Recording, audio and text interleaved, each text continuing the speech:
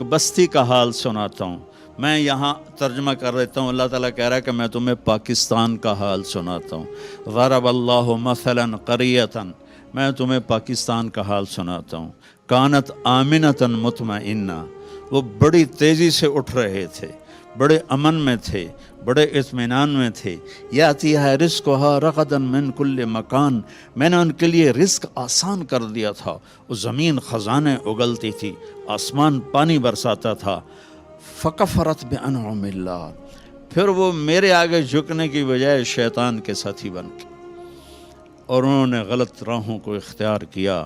جھوٹ، دھوکہ، مطلب یہاں بددیانتی کرنا کوئی جرم نہیں رہ گیا. کتنے ہماری تباہی کی بات ہے کہ ایک آدمی خزانہ کھا جاتا ہے، ایک آدمی پورے محکمے کے پیسے سمیٹ لیتا ہے اور وہ معاشرے میں معزز ہوتا. یہ عجیب بات. تو اللہ تعالیٰ نے کہا پھر جب انہوں نے یہ کیا کہ وہ میرے نافرمان ہوئے تو پھر میں نے کیا کیا؟ فَأَذَاقَهَا اللَّهُ لِبَاسَ الْجُوعِ وَالْخَوْفِ، میں نے ان کے اندر دشمن کا خوف بھر دی،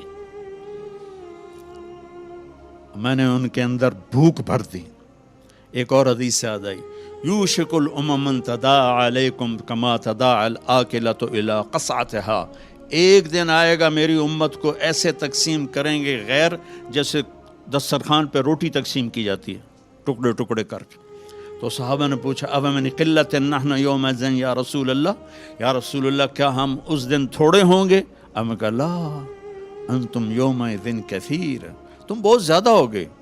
ولکنکم غثاء، ان کا غثاء السیل، تم بارش کے طوفانی پانی کے اوپر جو تنکے تیر رہے ہوتے ہیں، تم ایسے تنکوں کی طرح بے حیثیت اور بے قیمت ہوگے. اور ولا یقذفن فی قلوبکم الوہن، اور اللہ تمہارے دلوں میں وہن ڈال دے گا. تو صحابہ نے پوچھا یا رسول اللہ وہن کیا ہے؟ کہ حب الدنیا و کراہیت الموت، دنیا کے غلام بن جاؤ گے، دنیا کے بندے بن جاؤ گے اور موت سے ڈرنے لگ جاؤ گے.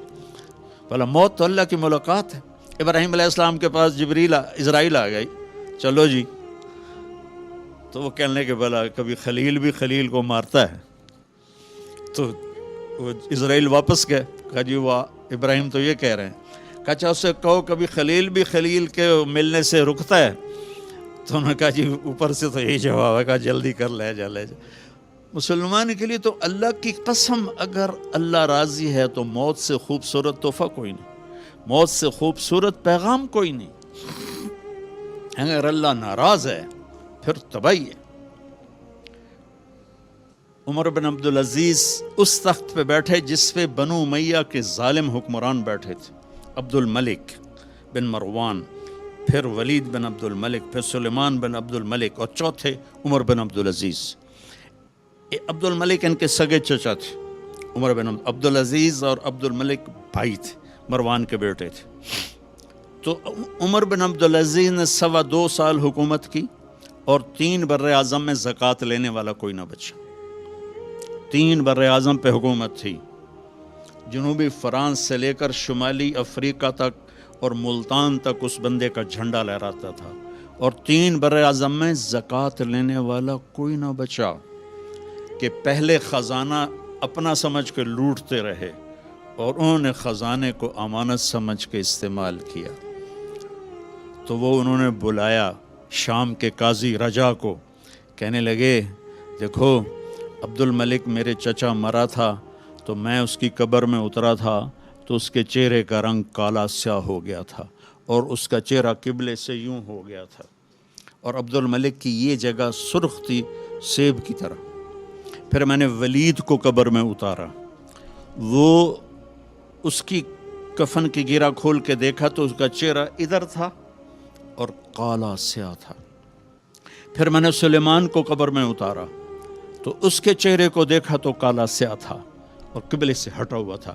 بلکہ سلیمان کی ڈیڈ باڈی جب قبر کے قریب گئی، ہم قبر میں اتارنے کے لیے کوئی رومال لاتا ہے، کوئی ادھر ادھر حرکت کرتے ہیں تو اس کی باڈی ایسے سے ہلنے لگی. تو اس کے بچوں نے کہا ہمارا ابا زندہ ہے. عمر بن عبدالعزیز نے فرمایا زندہ نہیں، قبر کا عذاب شروع ہو چکا ہے. اور یہ ان تینوں کا جرم کیا تھا؟ ظالم تھے، بددیانت تھے، قومی خزانے کو ذاتی ملک بنا لیا تھا۔ یہ کیا سمجھتے ہیں حکمران کہ یہ مزے کریں گے؟ ان سب کے ہاتھ ایسے بندھے ہوں گے قیامت کے دن۔ یہ جتنے جج صاحبان ہیں یہ کیا سمجھتے ہیں کہ ہمیں بڑی اعلیٰ پوسٹ ملی ہوئی ہے؟ ان کے قیامت کے دن ہاتھ یہاں بندھے ہوئے ہوں گے۔ پھر اللہ پوچھے گا بتا تجھے جو حکمران بنایا تھا تو نے کیا کیا میرے بندوں کے ساتھ؟ اگر وہ جواب دے سکا تو اس کے ہاتھ چھوڑ دیے جائیں گے، ورنہ انہی بندے ہاتھوں کے ساتھ جہنم میں گر جائے گا۔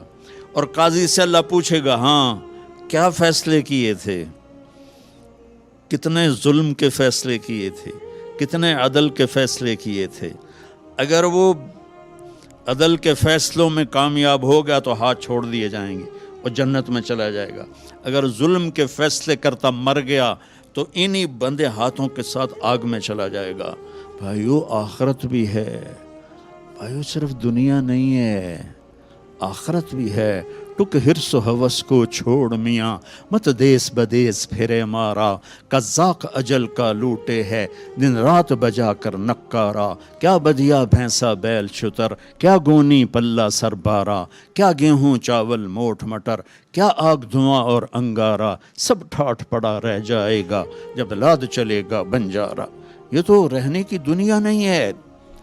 الدنیا ثلاثۃ ایام، میرے نبی فرماتے تھے میں پاؤں اٹھاتا ہوں تو رکھنے کی امید نہیں ہوتی، سانس اندر لے جاتا ہوں تو باہر نکالنے کی امید نہیں ہوتی۔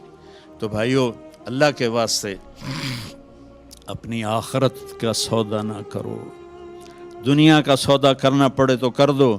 کیوں حسین ذبح ہو گئے 72 سمیت، 16 اہل بیت اور باقی جان نثار، کیوں اتنا قیمتی خون ذبح ہو گیا؟ کہ ایک طرف دنیا تھی ایک طرف آخرت تھی، انہوں نے آخرت کو گلے لگایا، نیزوں پہ سر چڑھ گئے۔ عاشق کا جنازہ ہے ذرا دھوم سے نکلے، محبوب کی گلیوں سے ذرا گھوم کے نکلے، چڑھ گئے نیزوں پر۔ اور یزید نے دنیا بنا لی، آج تک لعنت پڑ رہی ہے۔ تو بھائیو میں ساری قوم کو ہاتھ جوڑ کے کہتا ہوں ہم مل کے اب توبہ کریں، اور ہم ایک ایمان، اس کے بعد نماز کوئی نہ چھوڑیں، نماز کی پابندی کریں۔ ہماری قوم میں نماز بہت کم ہے۔